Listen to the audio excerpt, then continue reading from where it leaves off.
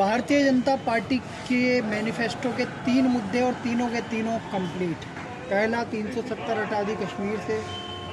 दूसरा श्री राम मंदिर का भव्य निर्माण हो रहा है, 22 तारीख को का प्राण प्रतिष्ठा है। और तीसरा मुद्दा, भारतीय जनता पार्टी की सरकार है देवभूमि उत्तराखंड में।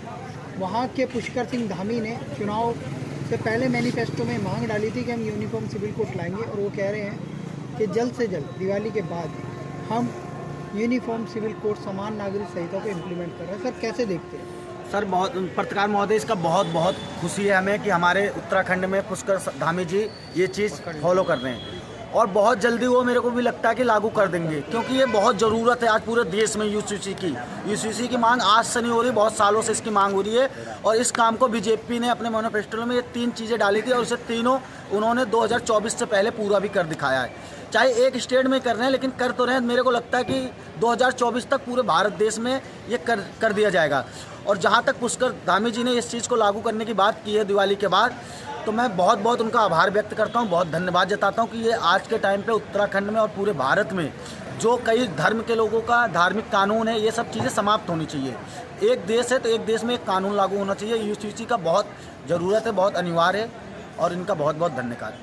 ठीक है, बहुत बहुत धन्यवाद। आज हमारे साथ गुलशेर जी जुड़े हैं। यह प्रवक्ता है राष्ट्रवादी, और आए समय मोदी जी को, भाजपा को, योगी जी को समर्थन देते हैं।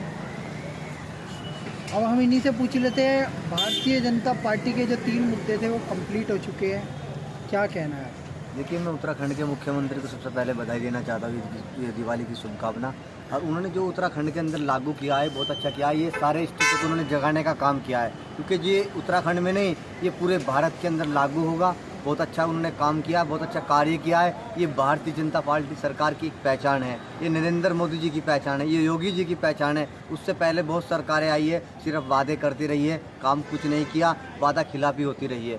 जनता को विश्वास दिलाती रही है, जनता विश्वास करती रही है। लेकिन 2014 में जब नरेंद्र मोदी जी आते हैं और उत्तराखंड के अंदर इस तरीके का ये जो लागू किया है, बहुत अच्छा काम कर रहे हैं उत्तराखंड के। एक युवा और जुड़े हमारे साथ, अधिकतर आपने देखा होगा सोशल मीडिया पे वायरल रहते हैं। क्या कहना है सर आपको? भारतीय जनता पार्टी ने राम मंदिर का डेट बता दिया, वो लोग कहते थे तारीख नहीं बताएंगे, अब पता चल गया 22 जनवरी 2024। 370 हट के अभी तिरंगा फहराया जा रहा है, अभी बताया जा रहा है दिवाली में बहुत सारे पटाखे भी पड़े गए वहाँ। और अभी यूनिफॉर्म सिविल कोड जो भारतीय जनता पार्टी का ही जीती हुआ एक राज्य है उत्तराखंड, वहाँ के मुख्यमंत्री पुष्कर सिंह धामी जी लेके आ रहे हैं, क्या कहना है सर? सर देखिए, इस पर मुझे और पूरी देश की जनता को खुशी है। भारतीय जनता पार्टी एक लौती ऐसी पार्टी है जो गांधी के विचारों पे चलती है, जो सरदार वल्लभ भाई पटेल के विचारों पे चलती है। आपको सोचने वाली बात है कि नरेंद्र मोदी जी के आने के बाद, ठीक है, यूनिफॉर्म सिविल कोड की अगर कोई बात करता है, समानता की कोई बात करता है, तो वह नरेंद्र मोदी की सरकार बात करती है। अगर राष्ट्र को एक जोड़ने की बात कोई करता है तो वो नरेंद्र मोदी जी करते हैं। अगर देश में भारत की धरोहर, भारत की संस्कृति वापस लाने की कोई बात करता है तो वो नरेंद्र मोदी जी करते हैं। और यूनिफॉर्म सिविल कोड ये उत्तराखंड में ही लागू नहीं हो रहा, ये तो एक तरीके से बस वहाँ प्रयोग है, प्रयोग ही किया जा रहा है। पूरे देश में जिस दिन लागू होगा ना, जो ये I.N. 26 चिरकुटों का एक वो चल रहा है ना, जाति पाति, ये सब जातियों में जाति गणना जनगणना करना चाहते हैं, वो यूनिफॉर्म सिविल कोड लागू होते ही खत्म हो जाएगा। क्योंकि आज भारत को ज़रूरत है कि जाति और पाति और इन सब चीज़ों से बढ़कर नरेंद्र मोदी जी की आइडियोलॉजी और पथ पर चलने की तैयारी करें, क्योंकि नरेंद्र मोदी जी विकास की बात करते हैं, भारत के संस्कृति की बात करते हैं, और भारत को विश्व गुरु बनाने की बात करते हैं। तो हमें उस तरफ जाना चाहिए। नरेंद्र मोदी जी ने कभी किसी धर्म को और किसी भी तरीके से किसी जाति को ज़्यादा वो नहीं दिया है, तवज्जो दिया है तो उन्होंने भारत माता को तवज्जो दिया है, तवज्जो दिया है तो उन्होंने राष्ट्र को तवज्जो दिया है। तो मैं यही चाहूँगा कि नरेंद्र मोदी और उत्तराखंड के जो पुष्कर धामी जी ने जिस तरीके से इस प्रयोग को सफल बनाया है, और अभी मैंने बयान भी सुना न्यूज़पेपर में, आज सुबह में पढ़ रहा था, तो वहाँ लिखा हुआ है कि एक स्पेशल सेशन बुलाएंगे जहाँ पर इस बिल को रखा जाएगा और एक समानता का जो बिल है उसको पेश करेंगे। उसके बाद ये अमित शाह का भी बयान आया था कि उत्तराखंड के बाद इसको हम पूरे देश में लागू करेंगे। तो 2024 आते आते मुझे जहाँ तक उम्मीद है कि पूरे घर में मिठाई बनने की तैयारी करें, क्योंकि 22 जनवरी को तो हम दोबारा से दिवाली मनाने वाले ही हैं। तिरंगा हमने फहरा ही दिया है, अब दोबारा से दिवाली मनने वाली है और जैसे ही ये बिल भी लागू होगा तो दोबारा से मिठाइयाँ भी बटेंगी।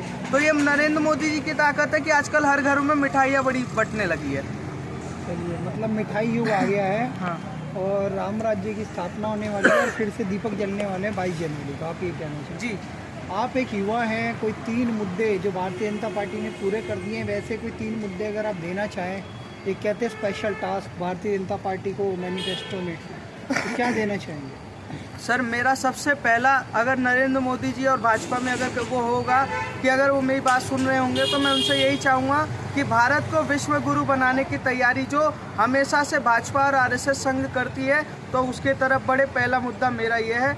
दूसरा मुद्दा मेरा ये है कि क्या नाम है, भारत को, अरे जो हमारे भारत की संस्कृति है, भारत का धरोहर है, जो हमने मुगलों की संस्कृति पढ़ा उसको हटा के पूरे से पूरा जो भारत की धरोहर है उसको किताबों में लाएं। हमारे जो नए बच्चे हैं उसको पढ़ें और जानें, क्योंकि जैसे जैसे हमारे देश की मंदिरों और इन चीज़ों के बारे में जानेंगे अपने आप ही इस देश में कम्युनल और जो कम्युनिस्ट और कांग्रेस की विचारधारा वो खत्म हो जाएगी। ठीक है। तीसरा मेरा सबसे बड़ा मुद्दा यही है कि भारत को विकास और रोजगार, महंगाई, इन चीज़ों से जो कांग्रेस और ये सब कर रहे हैं उससे और अच्छे तरीके से सरकार कार्य करे। विश्व गुरु बनेगा कैसे भारत, वो भी तो बताइए।